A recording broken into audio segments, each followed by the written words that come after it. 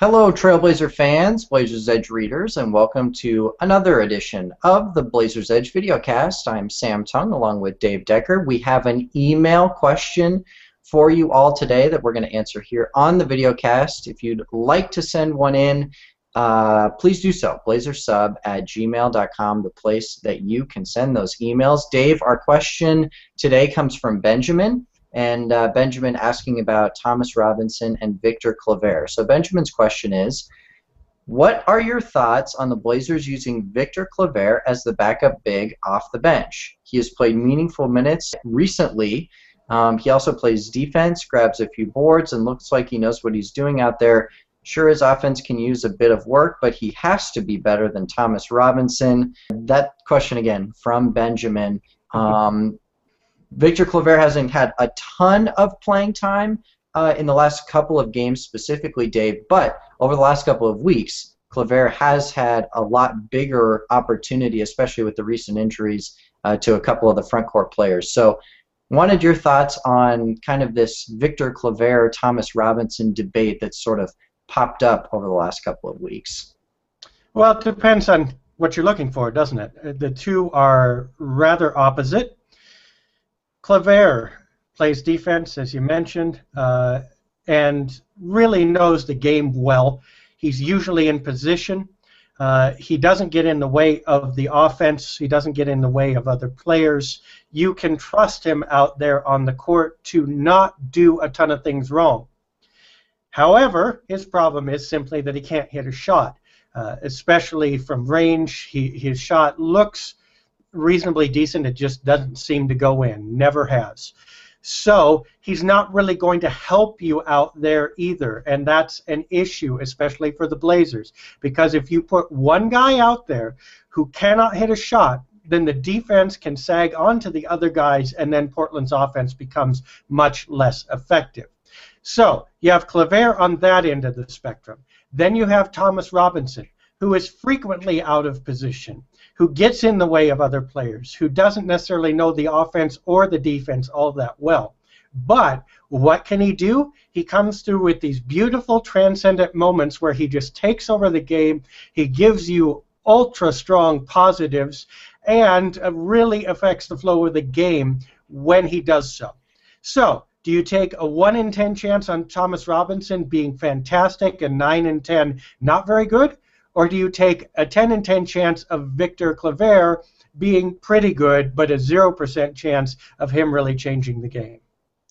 And I think we've kind of seen the answer over the last couple of nights, Dave, and I think that Terry Stotts is sort of hoping that Thomas Robinson sort of has one of these nuclear games where he just explodes onto the scene and really becomes the game changer off the bench. We've seen a couple nights. The first option, or the first example of that, was obviously Minnesota a couple of weeks ago, and then he's also played pretty well as of late too. So it's a guy that, as you said, he's so inconsistent, and you never really know what you're going to get. But if you do get the good Thomas Robinson, he's arguably their best bench player. And he can have nights like that, but as you said, it's you just really never know what's gonna happen.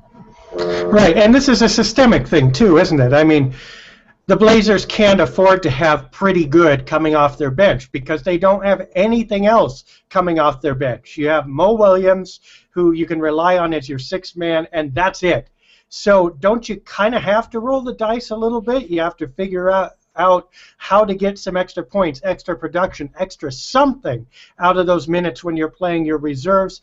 Also, you're never playing them as an entire unit because you just can't, so you try to cocoon Robinson in among some players who know what they're doing and kind of can make up for his inconsistencies and his faults.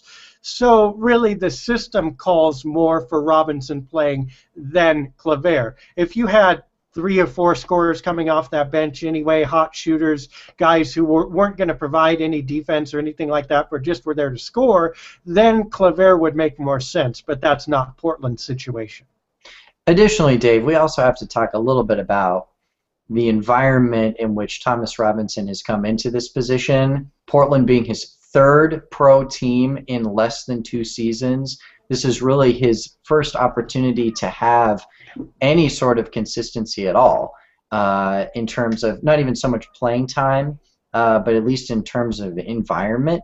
And now, even throughout this season, he hasn't really had consistent playing time. So it seems like for Robinson, his whole career up to this point has sort of been in limbo, whether he's going to be on the team or not, whether he's going to be on the floor or not. But in recent weeks, he's started to have a little bit more consistent playing time. I know that Stotts threw him out there and gave him opportunities at the beginning of the year, which he never really took advantage of. But it does seem like having a little bit more consistency, obviously understanding his role as a rebounder and a second chance points guy, not a isolation from the elbow type guy. It seems like he's really starting to understand his role more, and the more he understands that, and the more he understands that maybe his role is to be a bench player that comes in and is able to hoard rebounds and dominate the offensive glass, then I think that him understanding that and sort of wrapping his head around that, you can tell that it's really blossomed his game over the last, as I said, the last couple of weeks. Well, it's chicken and egg, though. Is he getting more minutes because he's playing better, or is he playing better because he's getting more minutes?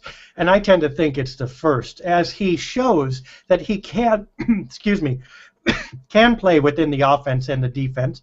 He will get more time because he has potential. And he has talent. And by the way, he's a lottery pick, so he has an edge over everybody else. If you're going to give playing time to anyone, it's going to be him. But he's got to merit it before he can get on the floor. And when you talk about like isolation from the elbow guy, that part of that is the fact that he's power forward. And in Portland's system, that's what the power forward does. So that's another layer of understanding how to work him into the offense without having to change the offense, but understanding that he can't do the offense. And so you begin to see the complexity, how everybody has to get used to each other, and Robinson and Stotts have to find a way together to get him some touches, to get him integrated in a way that's not necessarily natural to him or the team. That's why you're not seeing 30 minutes from him. That's why you could see 30 minutes from Claver if necessary, because he could do some of that stuff. He couldn't do the scoring, but at least he could run the sets right. But again, Claver is such a non-additive player that it's hard to get him in there in any other situation other than we just want to hold serve here for a minute while our starters get some rest. Last point here, Dave, and it's something that you covered on a video, gosh, it was about a week ago, the defense. And you pointed out very clearly that when Robinson, on the offensive side, he can have his moments.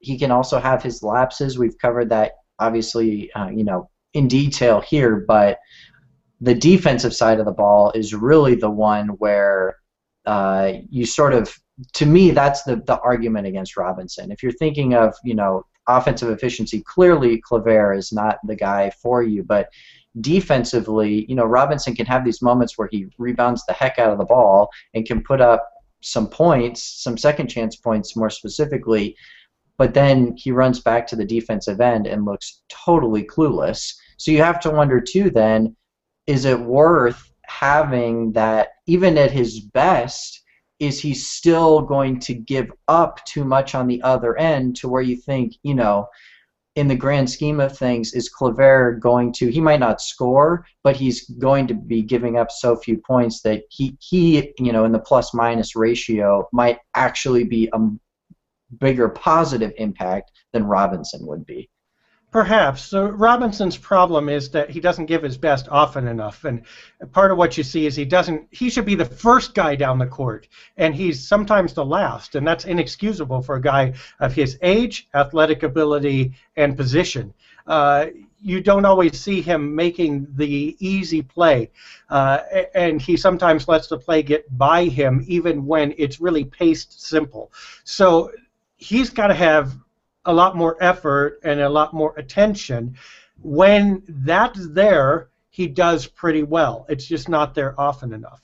Also, his weakness as a power forward is he just doesn't defend real well in the post. Now, the new breed power forward doesn't go in the post as often, but not being able to do that limits the number of players you can put him in there against and the type of offenses that he can be effective against.